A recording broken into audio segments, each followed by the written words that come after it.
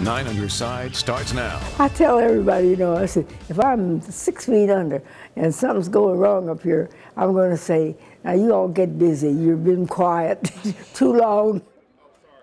A fighter until the end, Cincinnati civil rights icon Marian Spencer has died at the age of 99. Flags are now at half-staff around the city in tribute of the woman who fought for equality.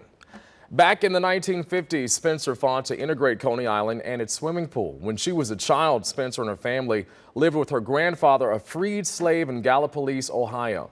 She joined the NAACP when she was just 13 after seeing the KKK march in front of her house. While attending the University of Cincinnati, she campaigned for a whites-only prom to be open to all students. Back in 2015, Spencer told 9 on Your Side her outlook on life was that you have to be unafraid. Well, her death has inspired so many to honor her work. In a statement, current Mayor John Cranley said, quote, "Small in stature, but a giant in impact. Marian Spencer led by example to build a more integrated city, and we are all trying to live up to her example." And former Mayor Mark Mallory described Spencer as, quote, "an amazing civil rights leader and trailblazer whose life work made Cincinnati a better place." And even U.S. Senator Rob Portman said in part, "Her lifetime of service and activism is truly an inspiration to us all. Her legacy in Southwest Ohio will continue on as we work to follow her example." And Cincinnati City Council member, Tamaya Denard is here to talk about her impact. Thank you so much for coming on such a short notice. Thank you for having me. It was an honor to be able to talk about Marian Spencer. Well, you mentioned that when you heard the news this morning, you sort of cried. I did. I was in tears. I mean, she was a giant. I mean, her legacy and everything she did so that I could sit in that seat at 801 Plum Street is everything. So her legacy will live on in Cincinnati for a long time. And we were talking earlier, and I mentioned that I had been to Coney Island several times, and it did not dawn on me that at one point that was not a place for people like yourself and I, and to know that Marian Spencer was a huge part in that is just truly remarkable. It is. I mean, this woman was fearless, and that's the word that when I think about how to describe her, she was fearless. Whenever she saw something that wasn't right, she didn't, wait and kick the bucket. She said, "I'm gonna, kick the can down the road." She said, I'm gonna challenge this right now and do this right now. So I'm encouraged by her, and I stand strong and firmly on her shoulders at City Hall. And you said when you were sworn into office that you sort of mentioned her in your speech. Absolutely. The first 4 sentences of my swearing-in speech were, "I am Shirley Chisholm, I am Barbara Jordan, I am Sandra Bland, and I am Marian Spencer," because I know for a fact that had she not gone through what she's gone through, I would not be at City Hall.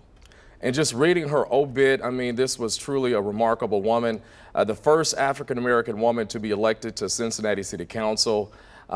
She has tons of things in this area named after her. School, you all just renamed a Marian Way in her honor. And also, this really stood out to me. The University of Cincinnati also named a residence hall Marian Spencer Hall last year. And that was meaningful because at the time, she was not allowed to stay in the dorm. Yeah, one thing I'm really proud of, having named so many things after her, the city, is that they did it while she was still alive. My grandma used to always say, give people their roses while they're still alive to smell them. And she was able to know before she passed away that she left a strong legacy here in our city. And that, there's a lot of things that people get named after them, but it's usually after they pass away. But while she was still here, some major monuments and streets named after her. My last question as we close, is there anything that you plan to take away from her life, being that you are still sitting on City Council? One thing that Marian Spencer always did is she challenged norms. She didn't accept, not trying. She didn't accept what wasn't right. So in her legacy, she told me, last conversation we had was, "I'm so proud of you. Keep giving them hell, young lady." I'm going to keep doing that.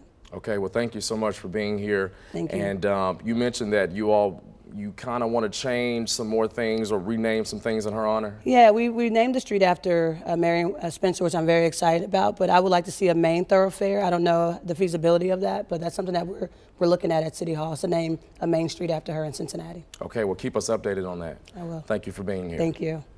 Well, now at WCPO.com, you can read Lucy May's tribute to Miss Spencer. It's not just a look back on her fearless fight for equality, but also a look at who she was to those who loved her most. And we will also keep you posted there once funeral arrangements have been announced. And we would love to hear about your memories of Marian Spencer. Call the Feedback Friday hotline to tell us what you remember the most. You see the number right there. Anchor Craig McKee shares your thoughts every Friday night at 6.